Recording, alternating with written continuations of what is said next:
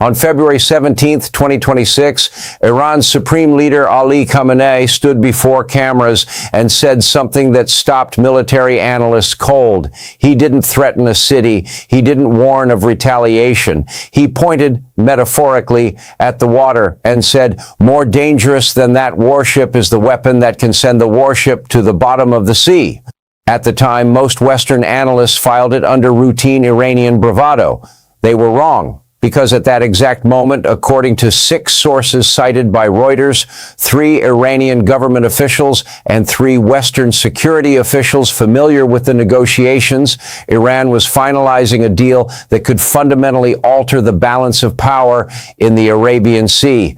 A deal for Chinese CM-302 anti-ship cruise missiles, Mach 3.3, sea-skimming, maneuvering in the terminal phase with a 250-kilogram warhead, and right now 2 American aircraft carriers, the USS Abraham Lincoln and the USS Gerald Ford, are either in or moving toward that exact body of water.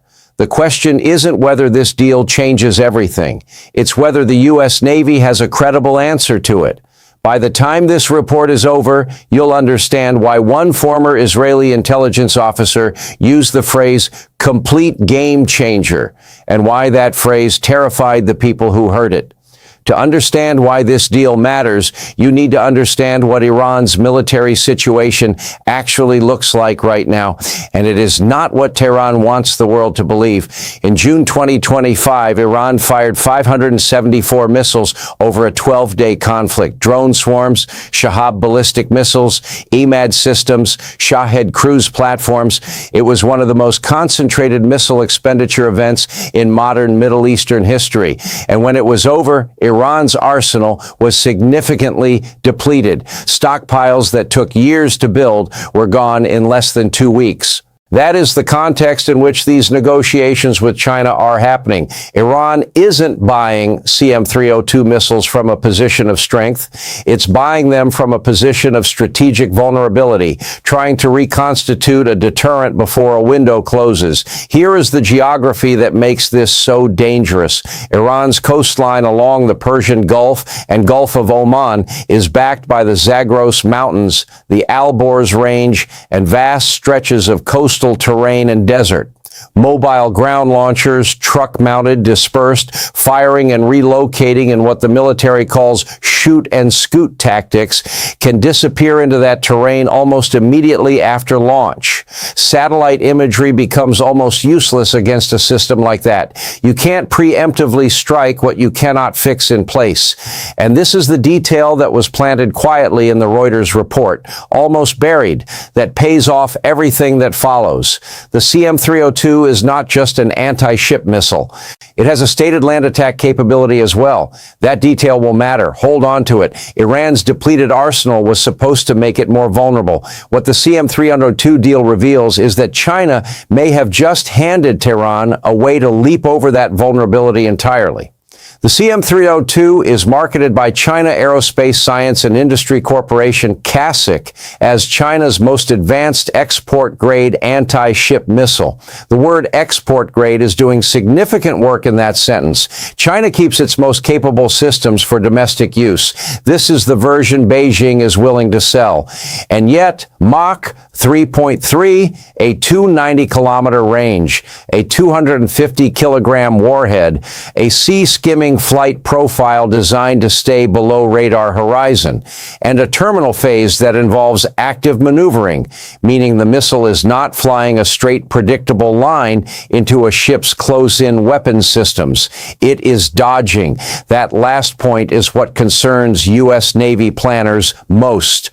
Modern ship defense systems are extraordinarily capable against subsonic, predictable threats. Against a supersonic, maneuvering, sea-skimming missile with a 290-kilometer standoff range, the engagement window, the time between radar acquisition and impact, collapses dramatically. You are measuring defender response time in seconds, not minutes. Danny Citrinowicz, a former Israeli military intelligence officer and current researcher at the Institute for National Security Studies, did not hedge when Reuters reached him for comment. He called the CM-302 CM-302 a complete game changer and said the missiles would be very difficult to intercept. That is not language intelligence professionals use casually. Now consider the tactical doctrine Iran has already demonstrated it understands. In the June 2025 conflict, Iran used layered, blended attacks, drones and subsonic missiles first, saturating and exhausting air defenses, followed by faster systems in the terminal phase. Apply that doctrine to the CM-302. Send the Shaheds and the subsonic cruise missiles in first. Burn through the defensive intercept magazines and then launch the Mach 3.3 weapons into an already degraded defensive envelope. Military analysts call this magazine depth exploitation. You don't have to defeat the defense. You just have to exhaust it. The USS Abraham Lincoln is currently operating in the Arabian Sea. The USS Gerald R. Ford is moving from the Mediterranean toward the region. Together, these two carrier strike groups represent approximately 150 aircraft and 10,000 personnel.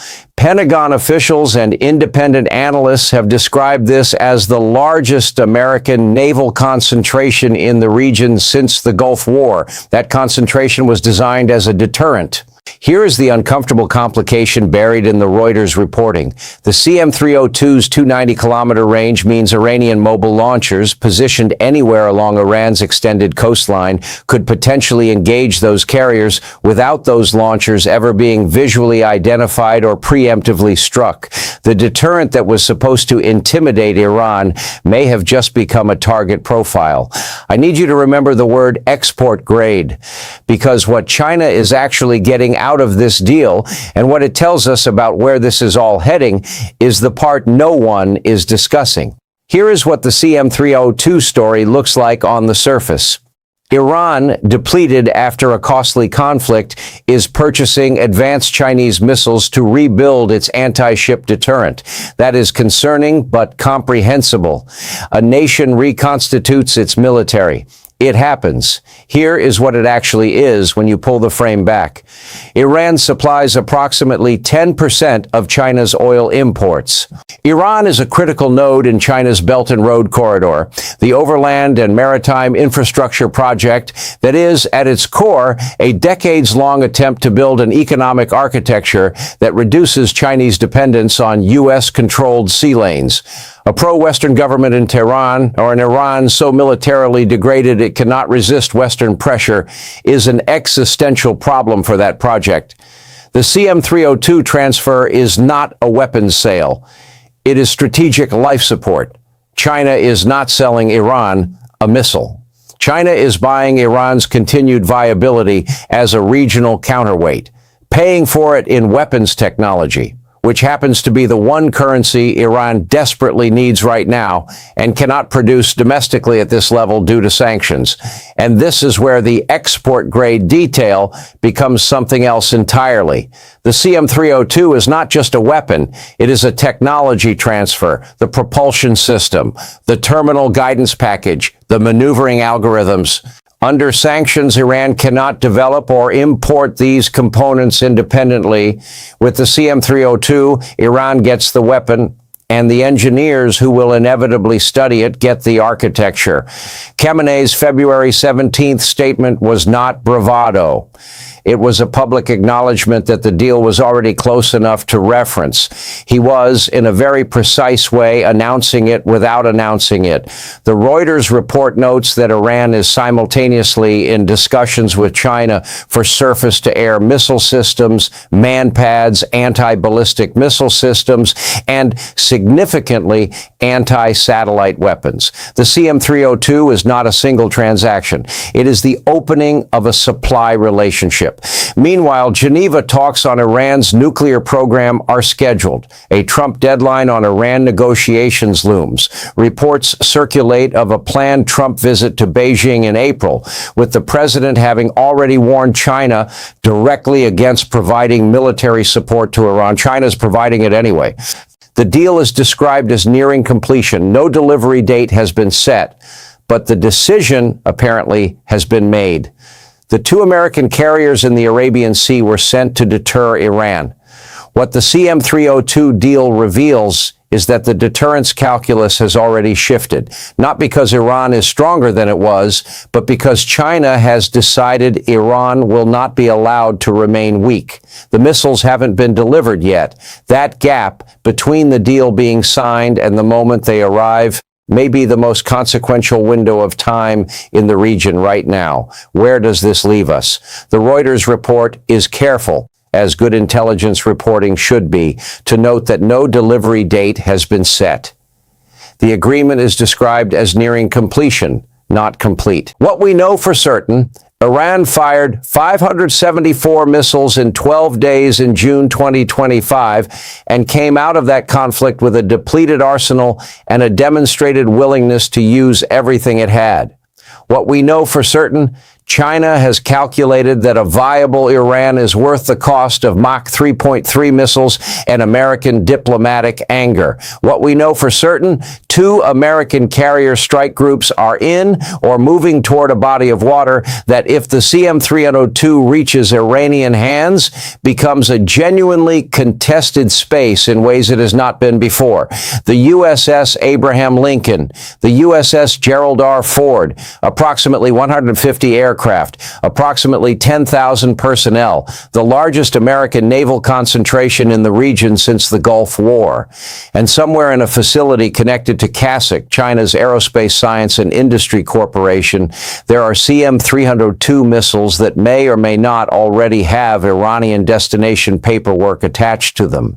Khamenei said, "More dangerous than that warship is the weapon that can send the warship to the bottom of the sea." He was right about the weapon. Whether the warships are actually in danger depends on a diplomatic window that is, by every available account, closing fast. One question remains open in the Reuters reporting, and it's the one that matters most. Who told the Americans and when? The CM-302 story is not finished. The deal has not closed. The missiles have not been delivered. But the decision, apparently, has been made. And the consequences of that decision are going to play out in the coming weeks and months in ways that will affect everyone in the region and every American sailor currently at sea.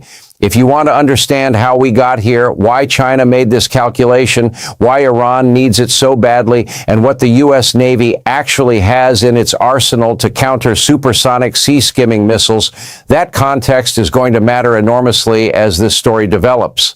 Do you think the CM-302 deal actually changes the military balance in the Arabian Sea, or is U.S. naval capability strong enough that it doesn't matter? Drop your analysis below. If this helped you, please subscribe, like, and share with your friends, and write your thoughts in the comments.